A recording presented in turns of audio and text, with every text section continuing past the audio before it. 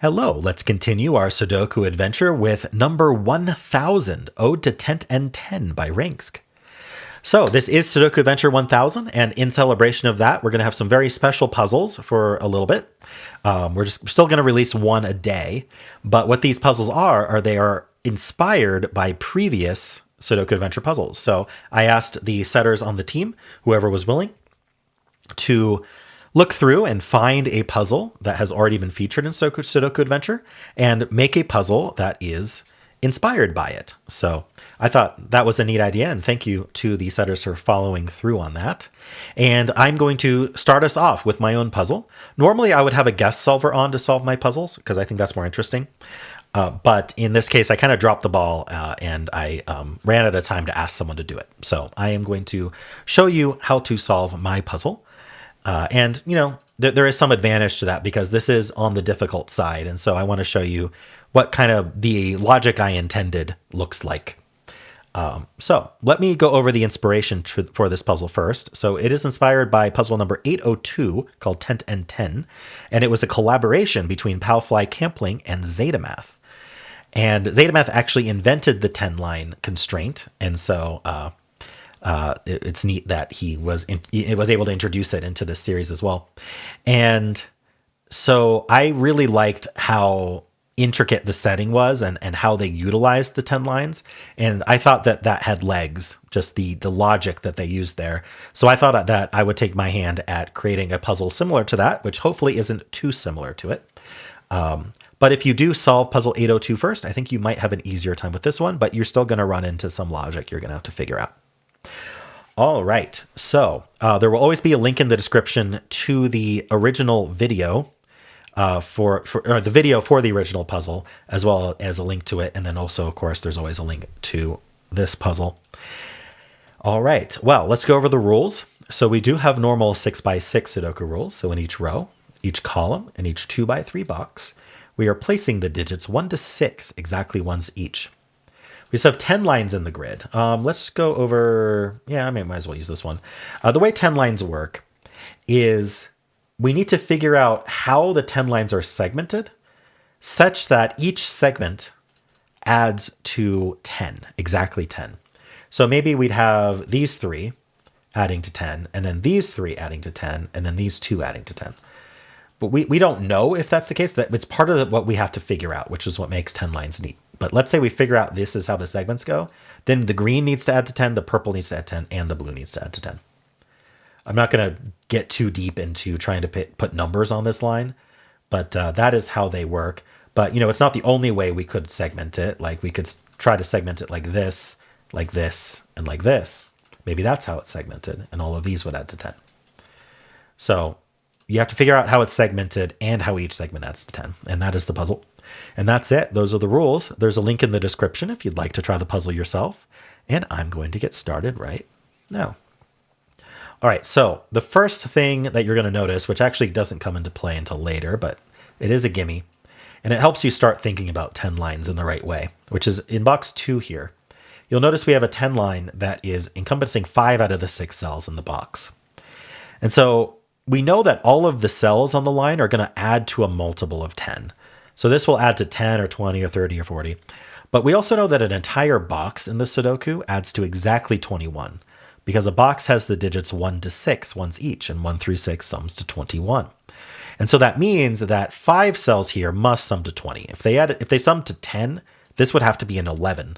And if they sum to 30, this would have to be a -9. Neither of which are allowed in this puzzle. I won't say they're never allowed in puzzles, but this puzzle definitely not. And so that means this adds to 20, which means this makes up the difference between 20 and 21, so it has to be a 1. That doesn't tell us a whole lot about how this is segmented yet, but it's a start. Now, the other thing you'll notice is in this box, box 5 here, we have a 4-length line. Now, how do we segment a 4-length line? Well, we can't ever have a single segment. We can't do this. We can't have a single cell segment because we can't put a 10 in there. So every single segment needs to be at least 2 in size. So the only way to segment this into 2 is to do 2 and 2. But the problem is the only way to add to 10 is 4, 6. And so we end up with 4, 6 here and 4, 6 here. That repeats the 4, 6 too many times. And so that can't be it. And so that means the entire line has to add to 10, which means it has to be the minimum 1, 2, 3, 4, which sums to 10. And that leaves a 5, 6 pair over here. And I'm going to blatantly just pencil the rest of this column as 1, 2, 3, 4 as well. We know that's not a 1. And now we've penciled onto this 10 line. So I think it's a good opportunity to think about it. So we have similar thought process here. We know these add to 21. So what does the whole line add to? Well, it has to add to at least 30. If it added to 30, these two would sum to 9. If it added to 40, these two would sum to 19. But the biggest they can sum to is 4, 6, which is 10. So that's not going to happen. So actually, they do sum to 9, which means we're either 5, 4, or 3, 6. So this can't be a 2. And that's about as far as we get from that. But we do know these two sum to 9, which is helpful. Now, the key thing to spot at this point is that this line here has to add to 10 as well. Certainly not adding to 20 for a lot of reasons. But I think the reason I'm going to point out, which kind of lends itself to the next piece of logic, is if it summed to 20, then these three cells would sum to 1, because the whole row sums to 21, and we're not doing that. So this sums to 10.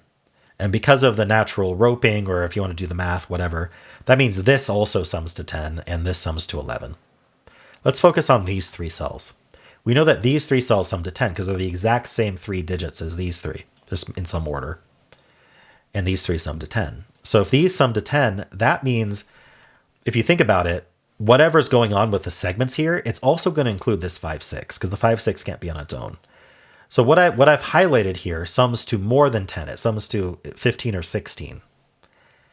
So that means it also has to keep growing in order to get to 20, because it can't quite reach 20. This is 10, this is 5, 6. And so we're taking at least this much. So this is going to be, at least this is going to get us to 20. There's a bit more we can think about here that helps, but I just want to point this out. But if we continued to here, that would mean these two sum to 10, and they can't, because they just can't. Biggest they can sum to is 7. And so that means that we can't take that one, and these have to be a segment on their own. So the green is 2 segments that sum to 20, and the purple is 1 segment that sums to 10. All right, so let's look at this green. How are we separating the green? So there's only 2 ways. We either have a 4, 6 here, or we have a 4, 6 here, and the remaining sum to 10. The 4, 6 here, for an interesting reason, doesn't work. If we put a 6 here and a 4 here, then remember, this sums to 10. So what do these two sum to? Well, they sum to 6, because we already have 4. Well, if these sum to 6 and this has to finish it, then it also has to be a 4, and that puts 2 4s in the box. So we can't actually do 6, 4 here, which means that this is a segment. I didn't mean to do that. Sorry. We'll make it orange. So we have the orange segment, the green segment, and the purple segment. And you'll notice the green then has to be 4, 6 in order to add to 10. So that does a lot. It removes 4 from here. It moves 4 from here.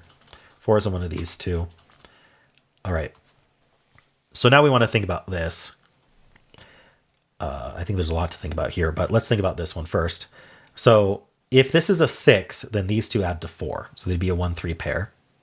In fact, we know this is 1, 2, 3, 5, by the way. So if this is a 6, this is a 1, 3 pair. And if this is a 5, this is a 2, 3 pair, because we can't do 1, 4. Now, that didn't use the 5. That's pretty obvious. If we used the 5 here, these would add to 10 or 11 already. And so this is not a 5, which places the 5 here. But now we know that this is either 1, 3 or 2, 3 with the 5, 6. So it always uses the 3, meaning this can't be a 3. And we know that these two sum to 5. So they're either 1, 4 or 2, 3. All right.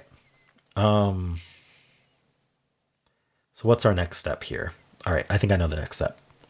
So it has to do with this line here. How are we adding to 10 now? Or if you prefer, how do we add to 11 over here? I think it might be easier to think about this, because we already have the 5 placed. We know this adds to 11. If this was a 6, these 2 would add to 11. That would make this too big. This can't be a 0. And so it can't be a 6. So this is 4 and this is 6. And now adding to 11 is 9 plus 2. So that just gets it done. 5 plus 2 is 7. That makes this a 3. That makes this the 1 and the 3, which makes this have to be a 6. Remember, these had to add to 9 anyway. Gives us the 4 and the 5 down here, and these aren't 3. Right, I can just remove the colors here. We know how it's segmented. All right, so getting this 4 was actually key. Because if you remember, this line here was either adding to 10 here or adding to 10 here. Right, it has to be a 3 and 2. But if it was 3 and 2 like this, how are we adding to 10 here? We can't do 4, 6 because there's no 4. So it's not going to work. So we're actually segmented like this, making this 4, 6. So that's a 6 and that's a 4. And this is just for posterity, 2, 3, 5. All right. I don't think I need to color that anymore. Up here we get the 1, 3, 6. And down here we get the 2, 4, 5. This does add to 10. So that's helpful. All right. So let's see. Is there any Sudoku we can do here? Yeah, we can place the 6. This is 1, 2 only. In fact, we just have 1, 2, 5 left here. It's not a 1. All right. So the last thing is this line here. We just placed a 2, 5 on it. So let's think about this. The first thing, obviously, is to continue what we've been doing, which is, what does this sum to? Well, it sums to more than 10, obviously. How do I think about this? Right. It's got to sum to... all right, sorry. This is the way I want to put it. What does this whole line sum to? Can't sum to 10. That's way too small. If it summed, it can sum to 20. And in fact, it does. We're about to prove it can't sum to more than 20. If it summed to 30, what would that mean? Well, this is like max 20, right? Because we need at least one left over. And this can't be a 10. So it's not going to add to 30. So this definitely adds to 20. I think it was pretty clear that it had to, but I wanted to prove that. So if this adds to 20, we also know this adds to 21.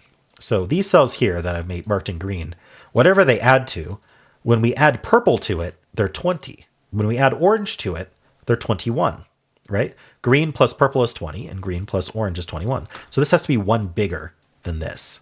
So the 2 would make this a 3, and the 5 would make this a 6. But it can't be a 6 because there's a 6 in the column.